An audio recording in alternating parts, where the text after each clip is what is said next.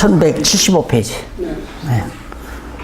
한쪽 가로 2번 생활에 대한, 앞에서 생명에 대한 윤리 말씀드렸죠. 네, 여기서는 22장부터 26장까지 생활에 대한 윤리입니다. 그러니까 생명을 보호하는 일이나 생명을 가지고 살아가는 모든 일들이 결국은 여호와 하나님 기억에서 경외케 하려는데 목표가 있다, 목적이 있다 한다면, 하나님께서 오늘 우리를 생명을 유지시켜 주시고 생명을 유지시켜서 오늘 전어도 먹으러 가게 하고 또 같이 친교도 하게 하고, 이런 생활 자체도 결국 모든 목적이 여호와 경외하는 내 목적이 있다, 이렇게 이해를 하고 해석하셔도 전혀 하자가 없습니다. 왜 사나? 여호와 하나님 경외하기 위해서. 사는 본분을, 인간이 사는 제일 되는 본분이 무엇이냐? 여호와를 경외하는 것이다 라는 말과 딱 맞아떨어지잖아요. 그래서 자나깨나, 애들 말다나 자나깨나 여호와 경외하는 삶, 이것이 곧 오늘 이 공부의 중심, 핵심 내용이라고 생각하시면 됩니다. 자, 그러면 그 의미 분석 한번 잠깐 보십시다. 그 22장은 소유 질서, 그러니까 소유에도 질서가 있잖아요. 내 것, 내 것이 있고. 이 공산주의는 성경적이 아니죠. 개인 소유, 질서, 소유 질서가 있는 거니까. 그리고 23장은 정결한 생활. 그 다음에 24장은 바로 이웃사랑. 그 다음에 25장은 공정한 판결입죠. 공정한 판결. 그 다음에 26장은 하나님 사랑. 이게 모두가 다 생활 속에서 나타나는 겁니다. 여러 분야별로 딱딱 해서 22장에서부터 26장까지 나오는데, 첫째 소유 질서죠. 22장 넘어가서 1176페이지 22장 1절로 4절에 보면 남의 소유를 보호하여 주인에게 돌려주라고, 이런 것들이 이제 마치 이제 도덕적으로 윤리적으로 남의 거 도둑질하면 안 된다, 그 차원이 절대 아니라는 거. 사실 어떻게 보면 이 사회라고 하는 것은 강자의 몫이 크죠. 강자가 다 거머쥐고 이건 내 것이다 하면 약자는 자기 소유를 갖기가 힘드는 거니까. 그렇기 때문에 사실 이제 건전한 정치하면 약자를 위한 거거든요. 약자가 힘이 없으니까 정치적인 힘으로 약자에게 플러스 시켜주는 것이 이제 건전한 정치인데, 세속 정치는 그렇게 안 됩니다. 약자를 위한 정치 펴면 아마 자기 임기 보내기도 힘듭니다. 강자를 위해서 해 주어야 유지가 되지. 그래서 이 세속 정치라는 것이 뭐 맞아 죽을 얘기인지는 모르지만 사실 깡패 정치로부터 시작되는 거 아니겠어요? 옛날 마적단으로부터 출발해서 결국 뭐 정치사회라고 해가지고, 결국 세속 정치는 힘의 정치고 강자의 정치고. 그런데 여기서는 이제 남의 소유를 보호해 주어라. 그 이유는 하나님께서 각각 개인에게 몫을 주어요. 자, 이게 이제 믿어질 때에 내게서 욕심을 내가 안 부리는 게 아니라 욕심이 사라져 버리게 되고, 내게 있는 것으로 족한 줄 알게 되고, 이게 먹을 것과 입을 것이 있으니 족한 줄 알라. 그게 말이 되는 얘기나 말이야. 안 되는지. 쌓아놔야 안 돼. 쌓아놔도 한이 없죠.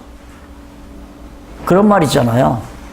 양 99마리 가진 사람이 한 마리 뺏어가지고 100마리 채우려고 하는 건 꼭 그런 거죠.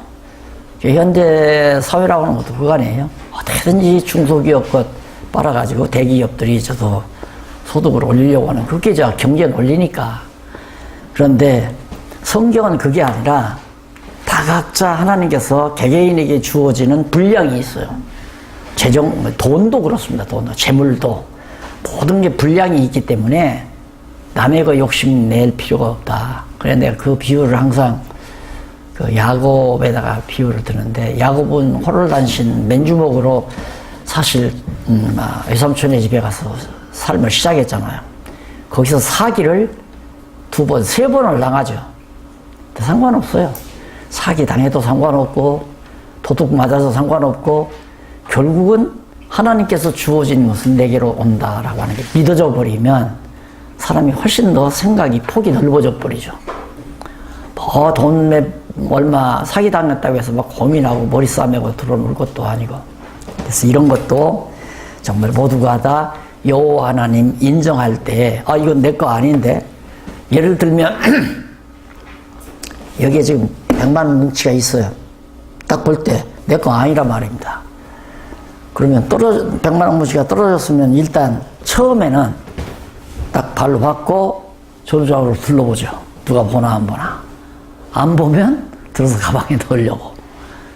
예, 그게 이제 인간 본심인데, 이제 성경을 깨닫고 이런 말씀이 믿어져 버리면, 아, 이거 내 거 아닌데, 아, 하나님께서 재수 좋게 내 거 가져가라고 그러는가 보나. 그게 아니고, 이거 잊어버린 주인이 있을 거라고 하는 생각에서 이제 경찰서에 갖다 맡기든가, 어디 뭐, 주인을 찾아주든가, 이런 마음이 왜? 어차피 내 게 아니니까.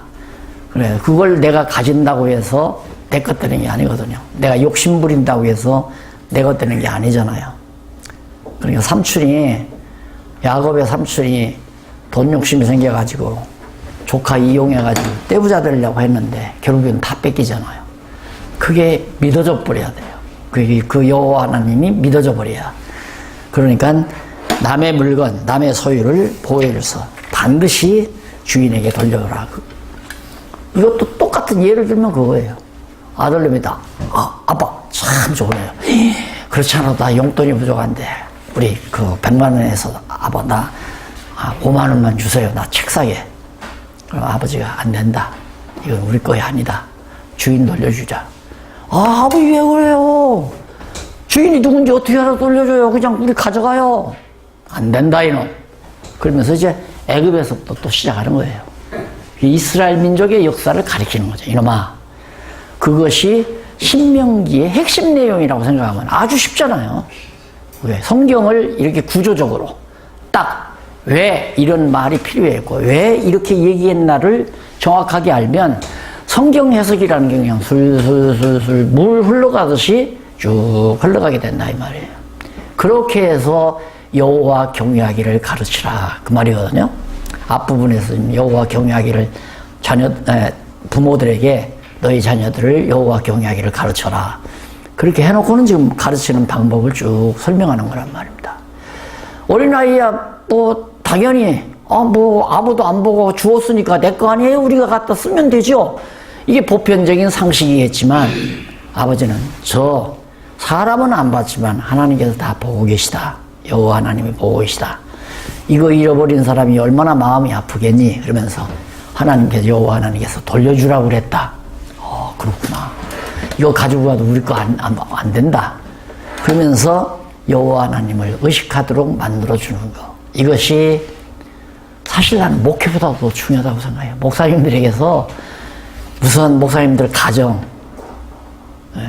자녀들, 손자, 손녀들, 예, 첫째로 그렇게 이제 하기 시작하면, 아, 우리 목사님이 그렇게 하신대.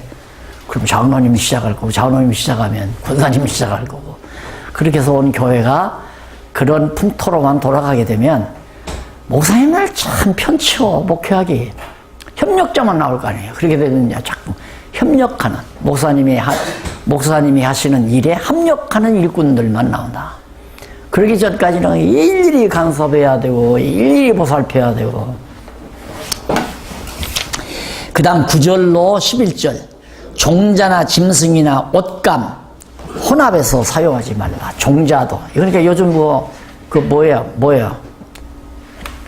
주사에서 종자 개량해가지고 하는 거. 그거 하지 말라는 얘기거든요, 사실. 순수를 지켜라, 이거예요. 그것도 마찬가지입니다. 아버지, 이거 호박에다가 수박 젖붙여서 막 수박도 크고 좋잖아요. 안 된다. 왜 안 돼? 아빠 왜 안 돼요? 수박 크게 만들어서 돈 많이 벌면 되죠. 하나님이 원래 그렇게 만들지 않았다. 하나님은 수박은 수박대로, 호박은 호박대로.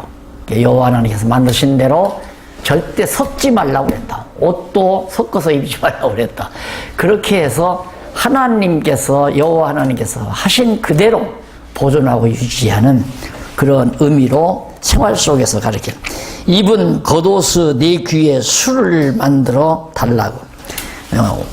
옷을 입으면 네 귀에다가 술을 달아라. 그것도 역시 하나님께서 이거 안 달아도 돼. 필요 없는데 이걸 뭐로 달아요? 마찬가지죠. 여호와 하나님께서 달으라고 그랬다. 술. 그러니까 이거 반드시 네 귀에다가 술을 달아서. 그러니까 우리나라 그 여자들 옷 보면 이렇게 해서 입는 거 보면 이렇게 끈을 달아가지고 동그랗게 막 술이 이렇게 실 같은 게 막 주렁주렁 달린 거 있잖아요. 그 오색 찬란하게 해서 그거 하는 거 있죠. 기억나요? 그거? 그래서 나 항상 이 부분 보면 그 생각이 나는 거예요. 아, 이거 아마 셈의 후손이니까 그 보는 대로 어떻게 전통적으로 이렇게 내려왔는지 모르겠다 이런 생각을 하는데, 하나님께서 이렇게 이스라엘 백성들의 특별한 그 표시가 되도록, 그리고 똑같은 옷을 입고 나갔는데 어떤 사람은 전혀 술이 없는데 하나님의 택한 백성들은 귀에가 다 옷술이 달려있으니까 구별이 되잖아요. 그래서 믿는 자와 믿지 않는 자, 이방인과 하나님의 택한 백성을 구별하는 중요한 하나의 요소로 되어 있죠. 그래서 술을 달아라. 그 다음 넘어가서 22장 13절로 21절은 남녀 간에 누명을 입는 일이 없게 판결하라고. 남녀 사이는 뭐 표시가 안 난다고 그러잖아요. 남녀 간에 아무 일이 없는데 자꾸만 뭐 썸씽이 있다 이러면 엄청나게 누명을 쓰게 되는 거 아닙니까? 그래서 그런 것들도 정확하게 그렇게 누명이 없도록 일을 판결해라. 왜 그러느냐면 두 가정이 파괴되잖아요. 두 가정이. 예? 여자 가정 파괴되고 남자 가정 파괴되고, 가정이 파괴가 돼버리면 민족의 번창에 큰 문제가 생기는 거죠. 그래서 그런 일은 정확하게 판결해서, 물론 만약에 문제가 있으면 거기에 해당되는 벌을 받아야 되지만은 문제가 없는데 오해를 받아가지고 두 가정이 파괴된다는 것은 민족 번창, 생육하고 번창하는데 크게 문제가 있고, 또 하나님 보시기에 괜찮은데 인간들이 거짓으로 정죄를 해서 한다는 건 억울한 결과를 가져오니까. 그래서 그 판결하는 방법이 이렇게 나와요. 이쪽 한번 보십시다. 1181페이지 위에서 다섯째 줄 15절로 19절. 처녀성을 의심하는 고발이 누명에 의한 것일 경우에, 거짓일 경우에 그것을 판결하는 율례 내용이 쭉 나와요. 15절로 19절을 보면 그 판결 율례는 그 처녀의 부모가 처녀인 표적이 되는 딸의 자리옷을 장로들 앞에 가지고 가는 거죠. 그러니까 처녀 딸의 그 자리옷, 그러니까 잠자리에서 입는 잠옷 같은 것을 가지고 가서 검토하게 되면 사실이 다 드러난다. 이렇게까지 하나님께서 치밀하게 이스라엘 백성들의 생활을 다 간섭하시고, 그게 다 정말 이방 민족과 구별되게 하시는 모습을 볼 수 있습니다. 한 예를 들어서 말씀드렸습니다. 그 다음 22절로 24절, 22장에 넘어가면 1182페이지 22절로 24절에 남자가 유부녀와 통간이면 둘 다 죽여버리라 말이에요. 남자가 유부녀와 통간이면 두 가정이 완전히 파괴되는 거 아니에요. 둘 다 죽여버려라. 무서운 거죠. 우리가 어떻게 생각하면, 야, 그러면 죄를 용서해서 그냥 소잡아서 속죄죄로 드려서 그렇게 하지.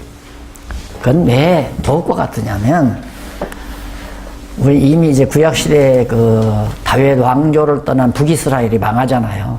그러듯이 우리가 영원한 신랑 되신 그리스도와 이제 살아야 되는데, 우리가 신부가 살아야 되는데 그리스도를 저버리는 행위가 이제 간통죄란 말입니다. 결국은. 그래서 이제 남자나 여자나 간통을 범하는 경우는 다 죽이라. 오직 한 번 만난 그리스도와 더불어 영원토록 살아야 된다는 진리를 우리에게 암시해주고 있다고 볼 수 있죠. 남자가 약혼녀를 강간해도 죽이고, 그 다음 처녀를 통간하면 대가를 주라. 이건 또 다르잖아요. 초년을 통관했다. 시집 안 간 처녀를. 대가를 주고 데려오라는 얘기죠. 아내로 삼으라. 그래서 이제 이스라엘 백성들이 이제 이스라엘 백성이 아니라 요즘에 중동 지역에서 여자를 이제 돈으로 사는, 그래서 남자가 돈 많으면 아내를 일부 다처 아니에요. 아내를 셋도 넷도 능력만 있으면 얼마든지 아내를 얻어서 이런 걸 빙자해서 이제 그런 생각을 하는 거죠. 그 다음에 30절에 보면 22장 30절 아비의 후실을 취하여 하체를 드러내지 말라. 이건 명령만 해요. 아내의 후실 이런 거 보면 아비의 후실 첩제도를 성경은 인정한 것으로 되잖아요. 첩제도를. 그래서 다윗도 그랬고 아내가 여럿이었고 야곱도 아내가 넷이었고 이런 것들에 대해서 이제 자세히 의미를 못 깨닫게 되면 마치 그렇게 살아야 하는 생활의 법칙으로 그걸 받아들이게 되는 거죠. 어디 예수님 안에 몇 명이나 됩니까? 예수님의 신부는 몇 명이나 됩니까? 우리가 다 신부 아니에요. 여자도 신부고 남자도 신부고. 바로 이제 신랑 되신 그리스도에게 우리가 다 한 지체가 돼서 그리스도의 신부로 살아갈 의미를 내포하는 그런 의미를 간직하고 있다 생각을 하시면 될 겁니다. 그 다음에 23장 1절로 23절까지 1885페이지 정결한 생활, 어떻게 하면 우리가 깨끗하고 정결한 생활을 할 수가 있는가 하는 거죠. 자, 23장 1절에 보면 신을 베인 자는 여호와의 총회에 못 들어온다. 신을 뱉다는 건 생식 능력이 사라진 거죠.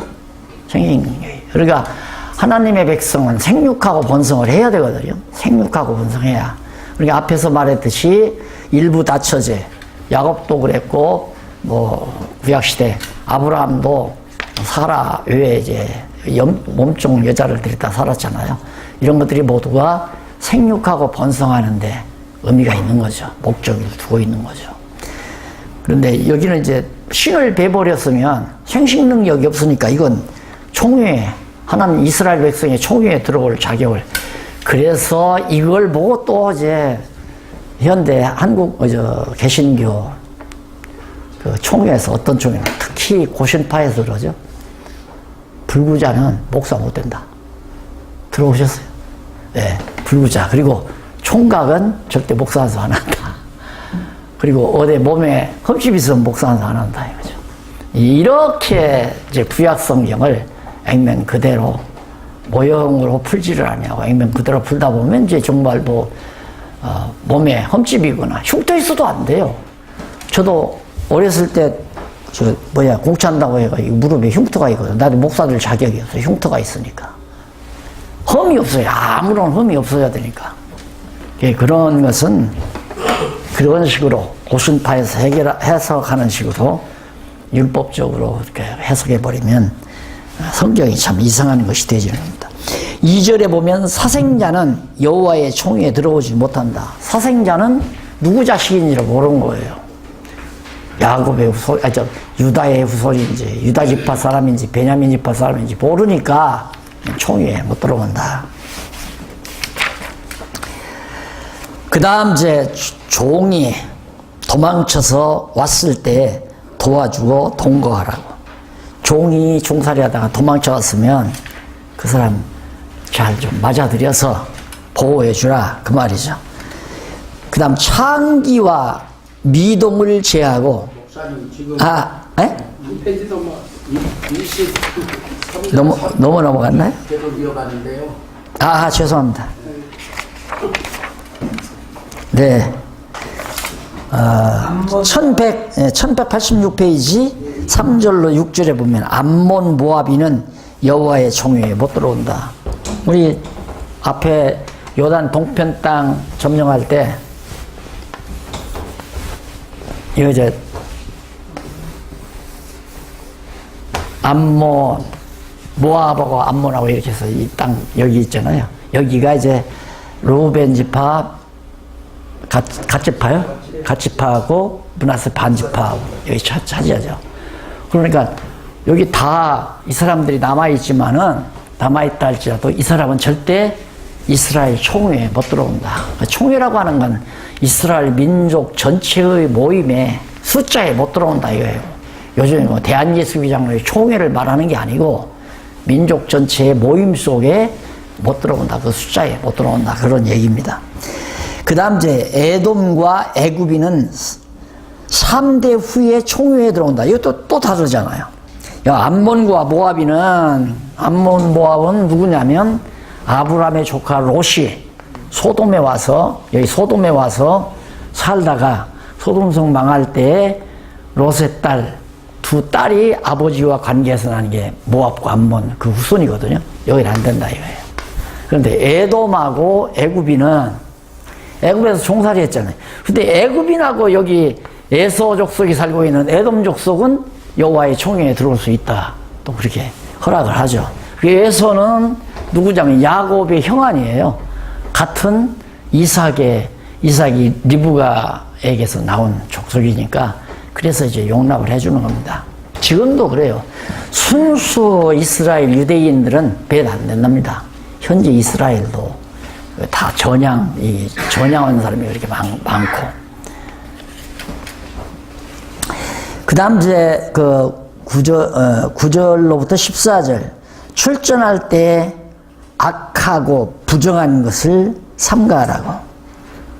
전쟁 나갈 때 악하고 부정한 것. 왜? 하나님이 함께 해야 되니까 다 삼가해라.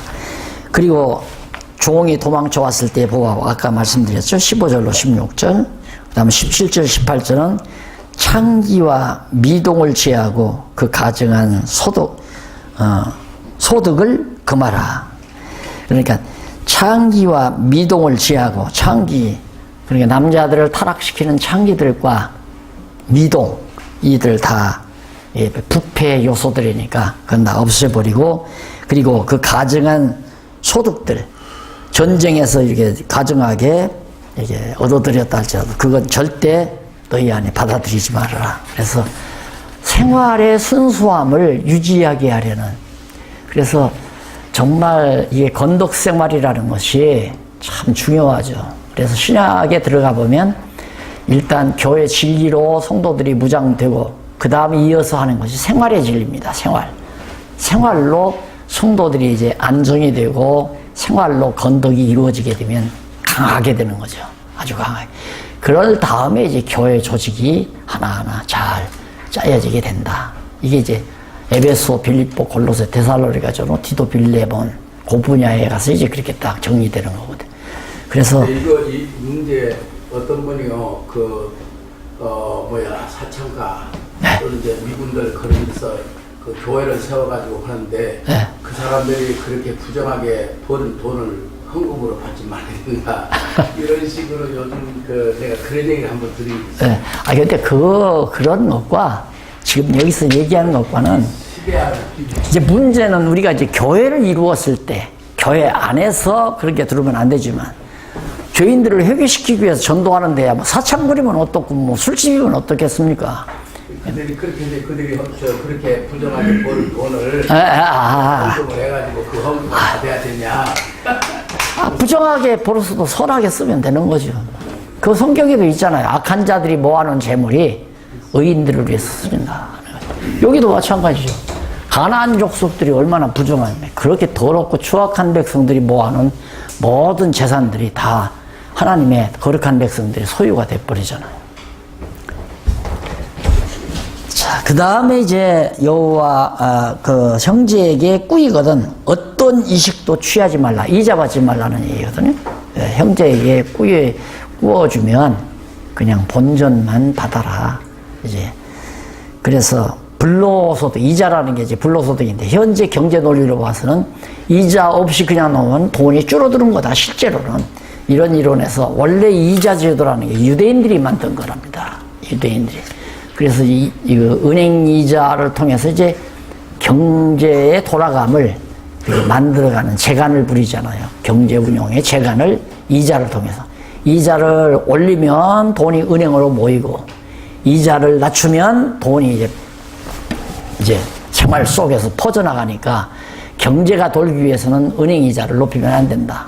그래서 지금 은행 이자가 엄청 지금 낮아졌는데도 시장 경제가 안 돌아가잖아요. 그래서 이제 자꾸 위기다 그러거든요.